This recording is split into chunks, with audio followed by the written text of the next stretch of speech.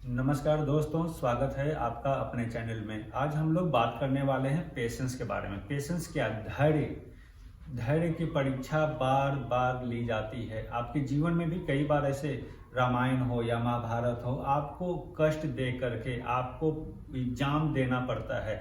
समय आपका परीक्षा लेता है, कई बार आपका प्राइस परीक्षा लेता है शेयर मार्केट में। लेकिन हमें क्या देखना है? लेकिन हमेशा धैर्य बनाए रखना भी सही नहीं है। जब हमें तकलीफ हो या किसी तरह से पेन हो तो हमें जल्दी से जल्दी डॉक्टर के पास जाना चाहिए। उस समय हमें धैर्य बनाने से नहीं होगा।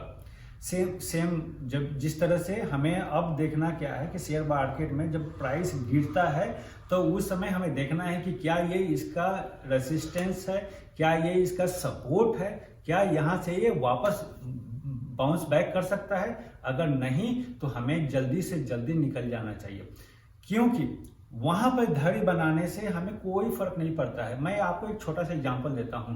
किसी जमाने में 550 रुपया का रिलायंस कैपिटल हुआ करता था, 600 रुपये का, और आज मतलब पिछले 4 साल में ये सिर्फ 10 से 20 रुपये का रह गया है। जो लोग धैर्य बनाए रखे हुए हैं उससे उनको लॉस नुकसान, उनको मतलब वो सोचते हैं कि 600 का है, चलो 50 रुपये गिर गया अब क्या बेचूंगा, या 100 रुपये गिर गया अब तो चलो अब आएगा तभी बेचूंगा। पता चला वो 100 रुपया कब वो 300 रुपया हो गया और 200 रुपया हो गया, अब तो बेच ही नहीं सकता है, अब मेरे बच्चों का काम आएगा, ऐसा सोचते हैं। लेकिन हमें क्या करना है? जब हमें लगे नुकसान हो रहा है तो जल्दी से जल्दी उसमें से निकलना चाहिए। जल्दी से जल्दी निकल करके वो मनी को हमें किसी ऐसे जगह पर पार्क करना चाहिए जहां पर ट्रेन चल रही हो, जहां पर स्पीड हो, जहां पर ग्रोथ हो उस कंपनी में। मैं कई ऐसे लोगों को जानता हूं जो 300 रुपये का सुजलॉन आज 6 से 7 रुपये का हो गया है, लेकिन फिर भी वो रखे हुए हैं सुजलॉन का शेयर, इस उम्मीद में कि कभी तो अरे बढ़ेगा तो बढ़ेगा। जो चीज एक बार गिर जाता है उसको बढ़ने में सालों साल लग जाते हैं। लेकिन जब, जैसा कि आप जानते हैं, हम जब बढ़ते हैं तो स्टेप बाय स्टेप बढ़ते हैं। जब हमें स्टेप बाय स्टेप बढ़ेंगे तो सही है। अगर आते हैं या प्राइस गिरता है तो लिफ्ट से गिरता है।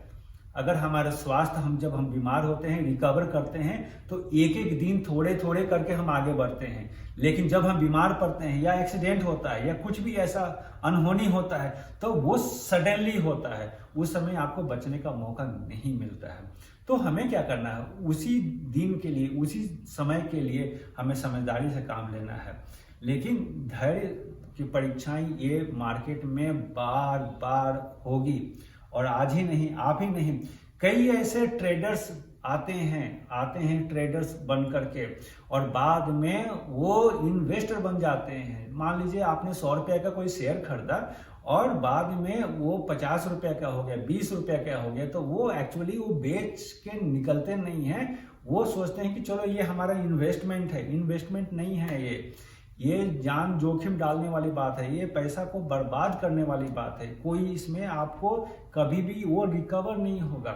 आपको वो काम करना चाहिए जिसमें आपका स्पीड से रिकवरी हो पावे। लेकिन जो सबसे पहला गलती होता है, सबसे पहले अगर हम जान जाएं कि अब मार्केट गिरने वाला है या फिर गिर रहा है, तो उस समय जितना जल्दी हम निकल जाएं उतना अच्छा। नहीं तो कई बार क्या होता है कि मार्केट गिरते हुए के बाद में वो और गिरता है और नीचे, लेकिन हम सोचते हैं चलो शायद रिकवर कर जाए, लेकिन वो शायद कभी हो नहीं पाता है। इसीलिए पेशेंस बनाना अच्छी बात है। लेकिन मैं आपको एक छोटा सा स्टोरी सुना सकता हूं कि किस तरह से लोग पेशेंस बनाए रख सकते हैं। जब आपका नुकसान होता है तो 600 रुपये का, जिस तरह से रिलायंस कैपिटल का मैंने नाम लिया, वो आज के डेट में 20 रुपये है, लेकिन फिर भी लोग सब्र बनाए हुए हैं। इसी तरह से अगर आपके पास कोई 20 रुपया या 30 रुपया या 50 रुपये का शेयर है, जब वो 200, 400, 500 हो जाए तो आपके सब्र की बांध टूट जाएगी। आप उसको बर्दाश्त नहीं कर पाएंगे, आप उतना प्रॉफिट ले नहीं पाएंगे, और आप चाहेंगे कि नहीं अब बहुत हो गया, अब हम निकल जाएं। मैं कई ऐसे लोगों को जानता हूं जो 30 रुपये 50 रुपये पे अदानी ग्रीन लिए थे, और आज के डेट में वो 950 हजार रुपये का शेयर है। पिछले सिर्फ 2 साल में उसने 1000 रुपये मतलब 2500% से भी ज्यादा कमा के दिया है। उस समय आपकी धैर्य की परीक्षा होती है। तो परीक्षा आपके दोनों तरफ से होने वाली है। मार्केट में संयम की परीक्षा और संयम के साथ साथ आपके पैसे की परीक्षा होती है। तो हमें धैर्य बनाए रखना है। जहां पर गिरना शुरू हो जाए तो हमें जल्दी निकलना है, और जहां पर ये मार्केट ऊपर की तरफ जाए तो वहां भी हमें नजर बनाए रखनी है और टाइम से निकलना पड़ेगा।